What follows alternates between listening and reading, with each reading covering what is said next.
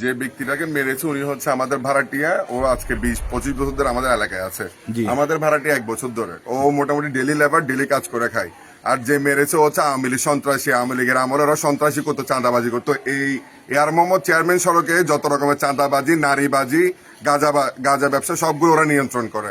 তা আমরা মনে করছিলাম যেহেতু দেশ স্বাধীন হওয়ার পর তারা দমে গেছে, কিন্তু এই কয়েকদিন, এই 10-15 দিন ধরে ওরা যার থেকে মোবাইল নিয়ে, আলী আজম তারপর আলবি, এরা মোবাইল নিয়ে নিচ্ছে। তারপর যাকে পাচ্ছে মাথা আমার ভাড়াটিকে ধরে হচ্ছে ডেলি লেবার, ওর থেকে 1950 টাকা নিয়ে নিছে। নিয়ে নেওয়ার পর তাকে নির্মম ভাবে মারছে। ইভেন ওকে হুমকি দিচ্ছে যে যদি এগুলো কারোর কাছে ফ্লাশ করে ওদের বিরুদ্ধে কেউ মুখ খুলে না, যদি বলে তাহলে ওকে আরো মারবে, ওকে জানে মেরে ফেলবে। প্রমাণ আছে? হ্যাঁ আছে অবশ্যই।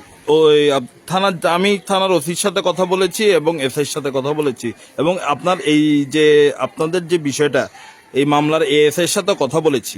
উনি বলেছে প্রাথমিকভাবে সত্যতা পাওয়া গিয়েছে।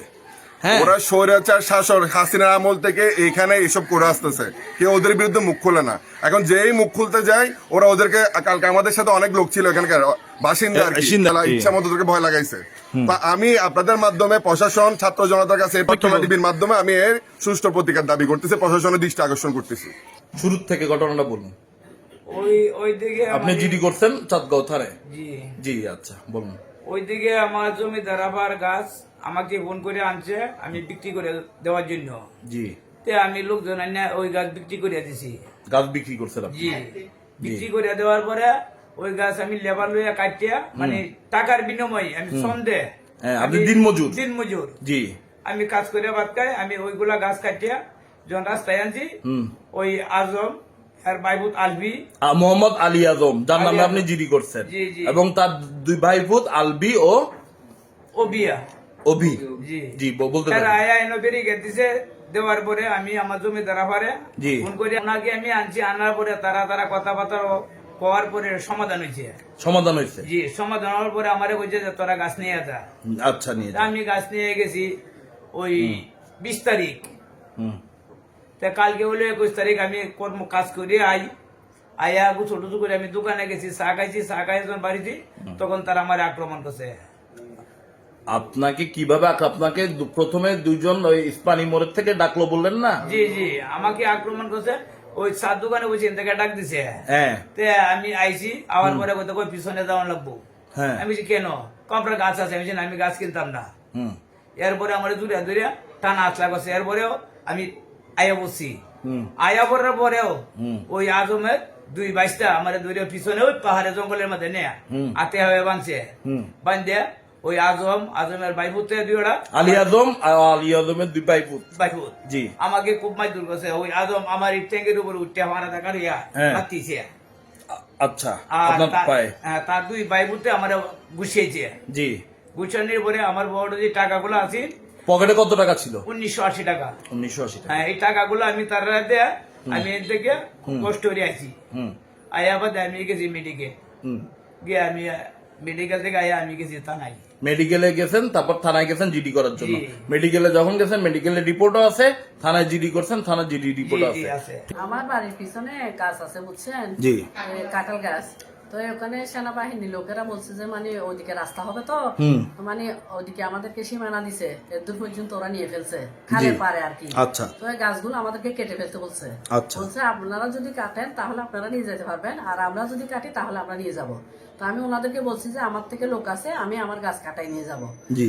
তো এই তো গাছ টাছ কাটে আমার মানে আপনার ভাড়াটিয়া? আমার ভাড়াটিয়া এই গাছ কাটে। তো কি করছে, লোক নিয়ে আসছে যারা গাছ কিনবে ওদেরকে আর কি। তো আমার সাথে কথা হয়েছে, ওদেরকে আমি গাছ বিক্রি করে ফেলছি 2000 টাকা দিয়ে। তো ওরা এগুলা কেটে নিয়ে যাচ্ছে আর কি। কাটার সময় ওই আলী আজম আর মোহাম্মদ আলী আজম আর ওর ভাইয়ের ছেলে, ওর 2 ভাইপুত। হ্যাঁ, আলবি, আরো কয়েকজন আসছিল, আমি ওদের নাম জানি না। তো ওরা এসে বলতেছে যে এটা নাকি ওদের জায়গা, এগুলো নাকি ওদের গাছ, না কাটার জন্য বলছিল। আমরা বলছি আজকে 50 বছরের উপরে হবে এই জায়গার মালিক আমরা এখানে খাজানা দিচ্ছি, আপনার হোল্ডিং ট্যাক্স দিচ্ছি, গ্যাসের বিল, কারেন্টের বিল সবগুলো আমরা দিচ্ছি। তো এতদিন পরে এটা তোমাদের জায়গা কিভাবে হবে? আর তোমাদের জায়গা হলে সেটা অন্য কথা, এগুলো তো আমাদের গাছ, আমরা নিয়ে যাচ্ছি। আপনার জায়গা যে আপনাদের কাছে কি সঠিক কাগজপত্র আছে? জি আছে। আচ্ছা। তো আমি বলছি আমাদের গাছ আমি নিয়ে যাচ্ছি, জায়গা এক কথা, গাছ আরেক কথা। তো এখানে গাছের মালিক তোমরা হইতে পারো না। আচ্ছা। তো বলার পরে ওরা গাছ কেটে, আপনার জায়গা নিয়ে কোনো মামলা চলতেছে? না না, মামলা চলতেছে না। আচ্ছা ঠিক আছে। ওদেরকে আমি আরো বলছি যে তোমরা যদি জায়গা পাও তাহলে তোমরা আদালতের আশ্রয় নাও।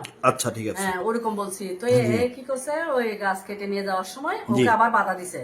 প্রথমে মানে আপনার ভাড়াটিয়া যাকে দিনমজুর কাজ করার জন্য দিছে তাকে বাধা দিছে? আবার বাধা দিছে গাছ নেওয়ার সময়। তখন ওই আচ্ছা। আমাকে কল দিছে, আমি আসছি।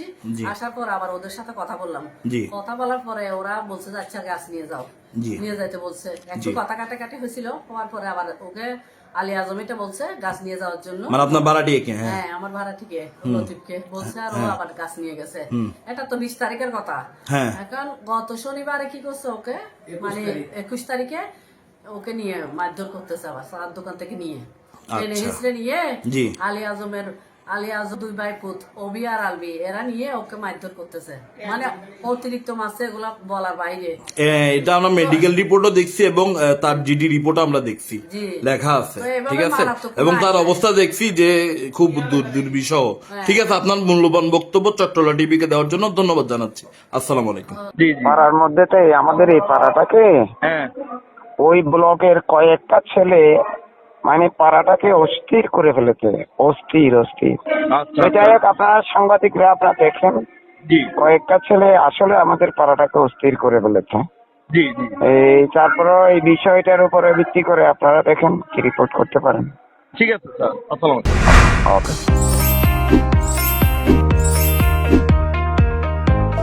চট্টলা টিভি, ইতিহাস ঐতিহ্যের প্রতিচ্ছবি।